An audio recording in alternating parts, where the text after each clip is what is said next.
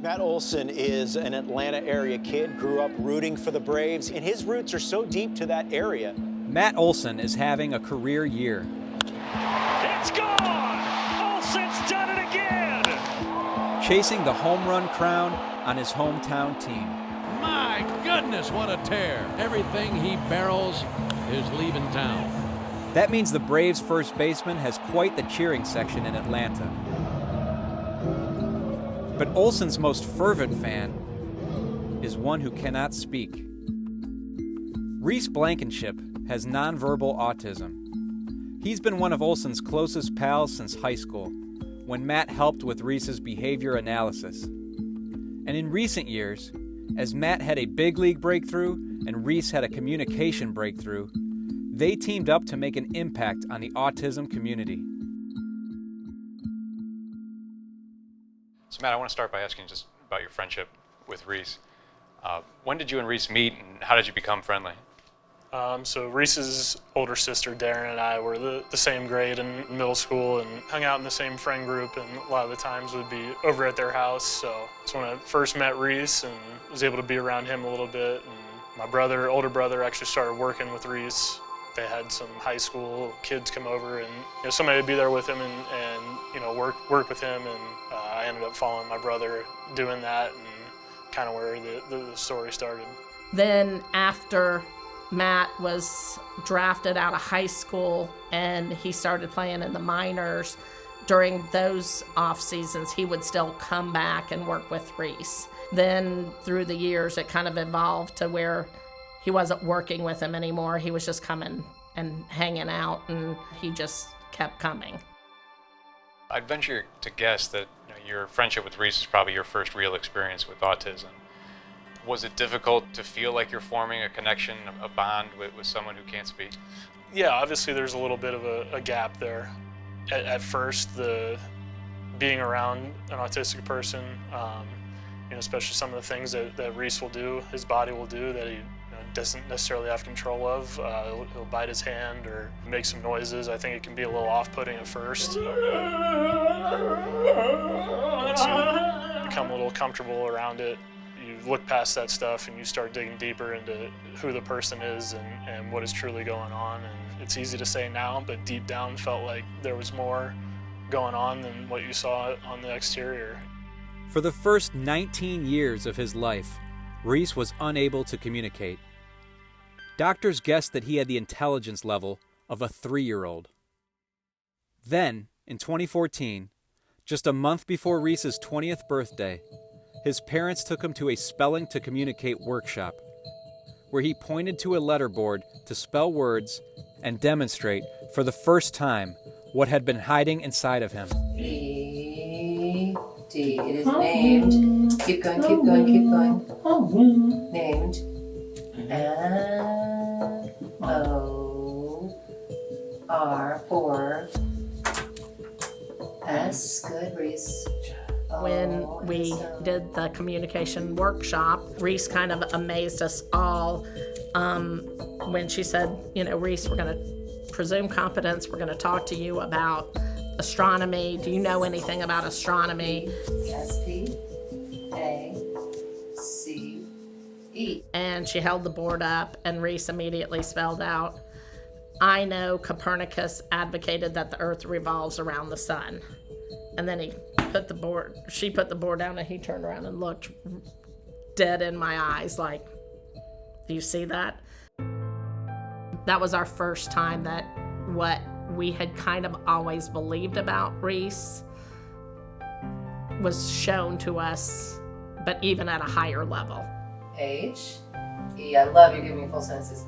T, O, O, K. He took S. Your prayer as a parent is you just want your kid to be able to are they hurt? Are they upset? Sorry. You had this big breakthrough, and all of a sudden, this voice that had been, hiding in there all these years, all this knowledge, all this education, comes out via the letterboard.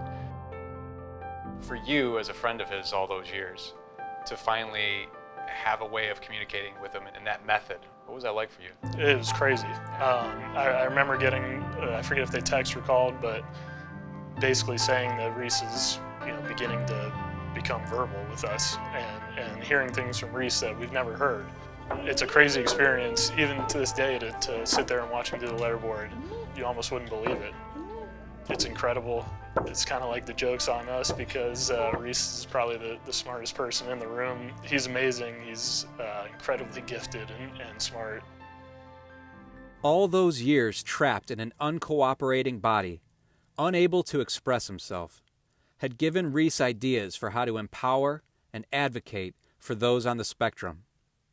He dreamed up a treatment and fitness center for people who need individualized attention. And in 2017, he started a GoFundMe to launch it. The very first donation came from his friend Matt. When I heard about that and it started up, there was no question for me. I'm getting paid a decent amount here to go play a game that I love, and it's a very easy decision to give back to somebody that I care greatly about, for a cause that I care greatly about, and a family that I trust is here to do the right thing for other people. We like to say that Recliff was designed by an autistic for autistics, and everything about Recliff has been designed or inspired by Reece. From the name, his name is Reece Clifton Blankenship. He said he wanted something that was unique to him, and then the logo, the rest of the logo, he drew 2 circles around it, and they're kind of wonky and off-centered. And he said while autistics are complete people, they don't always stay in the confines of the line like everybody else. His motto is changing the conversation surrounding autism, because he said that when he was listening to the conversations that other people were having about him, it was always about what he couldn't do. So the changing the conversation is just, how can we look at these people and help that have significant body challenges, but look at them for the gifts that they bring.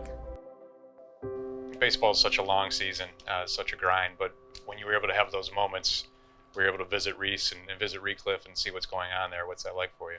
Yeah, it's great. I'm in a position that I'm lucky enough to come out here and play a game, and I think that Reece has given me an incredible amount of grounding. Baseball is always going to have its ups and downs, and it's easy to get caught up thinking that it's life or death out there on the baseball field, but you see Reece and the people at Recliff and the work that they're doing.